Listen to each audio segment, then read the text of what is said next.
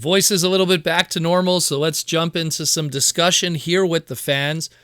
Over TFcon weekend, Aaron was doing a whole bunch of his beautiful commissions on 20-year-old pieces of paper of Transformers instruction.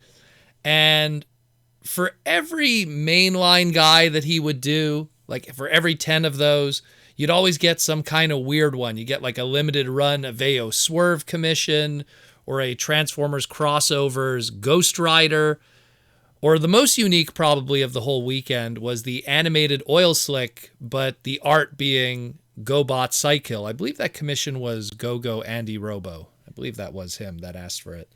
And it started making me thinking, literally that whole weekend, and even on the plane ride back, I was like, now we have like Transformers really ingrained, and we're always looking for new characters to have in our collection, not just the same Soundwaves and Optimuses and Bumblebees. And I'm always curious about what could be some future GoBot repaints that could be done. Now, obviously, they can't 100% look like they did in the show. They can't be tooled to look like they did back in the day or those original Tonka toys. Bandai owns the rights to that visual along with Poppy, and, when you go that design route, there's a lot of legal problems that'll probably happen for Hasbro, especially with Bandai and action toys. You have to remember, Bandai still makes Machine Robo product to this day, which is what GoBots comes from. And, right now they have that Unitro born Machine Robo line. For people who have missed that one, that's kind of like kicking around in Japan right now. You get a crustacean, you get a hot dog, it becomes a dinosaur, But more so, you get a penguin, you get a camera, and it turns into Leader One. Yeah, so it's something where they don't want to go 100% that route because it could be a little sketchy, but we have been getting some stuff in the past, like all the way back, even during the Archer era, using those trademarks and kind of keeping that flavor alive, and even with the Mark and Evan era, and even the John Warden era. With what we've got thus far, what would you like to see? In all honesty, that's why I put that question to the fans now. Like, there's no wrong answers here, in my opinion. Most of those answers that I would normally give would have a business twist on it. That would be a little more logical, but so many of those GoBot trademarks are dead, and the few that Hasbro really has held on to after all these years, that bare minimum from the Archer era in the early 2000s, they're not really, there's not many of them kicking around anymore. Again, we get a few nods over in the past, over the past couple of years, we had a few nods within that Mark and Evan era of Hasbro. We got that Crasher from the Speedia 500.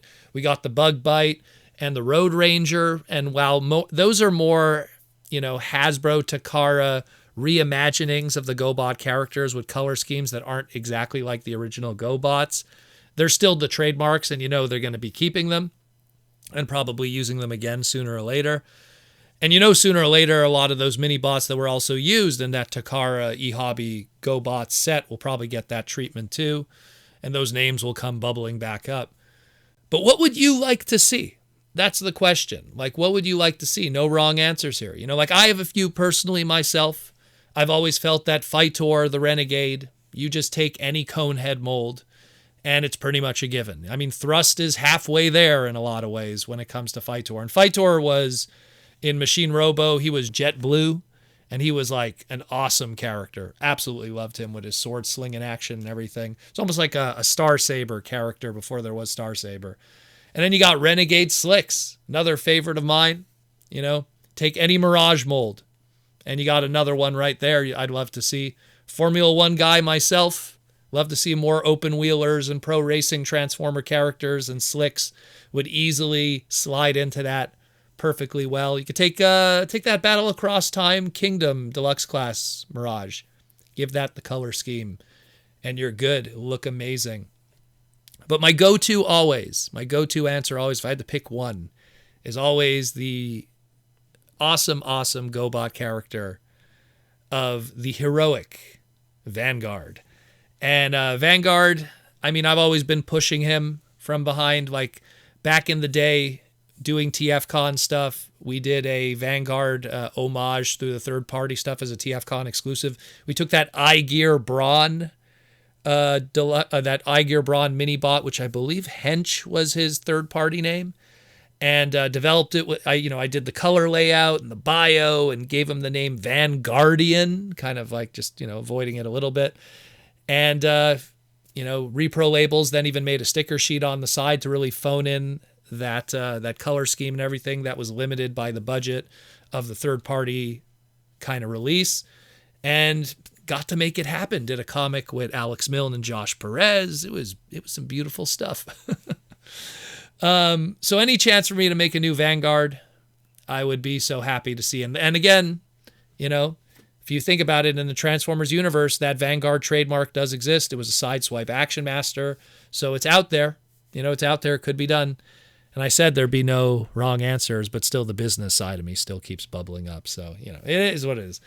And I mean, I could see them using, you could say, oh, well, then I guess you want to use that new Braun mold Protoman. No, I could see them honestly taking that Skids mold that they've already done so many times from Legacy. It was used for the Diaclone Burnout. It was used for Crosscut. It was used for Crankcase.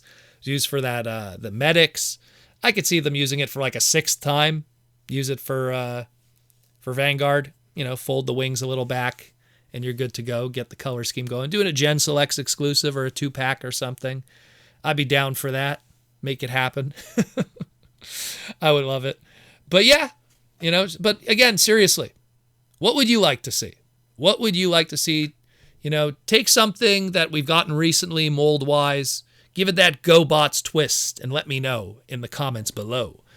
And I'd really like to see it, because, I mean, that made me really think when I saw that, I saw that Oil Slicks animated Eric Siebeneller design, not a Derek White design, that was an Eric Siebeneller design. And putting that into Psykill made me go, there's a lot of ideas that could have been done there, and a lot of those that are kind of baked in for the future in a lot of ways. But so let me know what you think.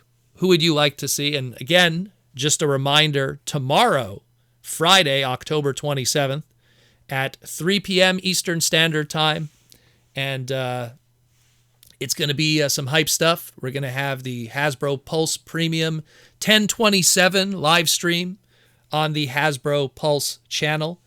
Bunch of big reveals. Pre-orders will be dropping also at 5 p.m. for Premium Pulse members and 6 p.m. for all the rest of the fans. So there's going to be some reveals and some new pre-orders that'll drop. BMAX suggested that we're going to probably see Studio Series stuff. So that's probably the big reveals that we'll get. In terms of pre-orders, probably maybe we'll get a new Gen Selects item we didn't know about. So that'll probably be popping up also. Again, no promises there, but that's kind of, if you look at what we got with 1027s in the past, that's generally what has happened. We got a 1027 last year that showed us our HasLab item, so maybe we'll get that again. So we might get a HasLab reveal. We might get some Gen Selects item that will go up for pre-order, some cool item. So stay tuned for that tomorrow. We'll, of course, report on it, break it down, make sense of everything, all the homages like we do here on the Transformers Slag podcast. And like I always say, thank you for listening, and stay tuned for more here on the Transformers Slag podcast. And it was a great time seeing you at TFcon.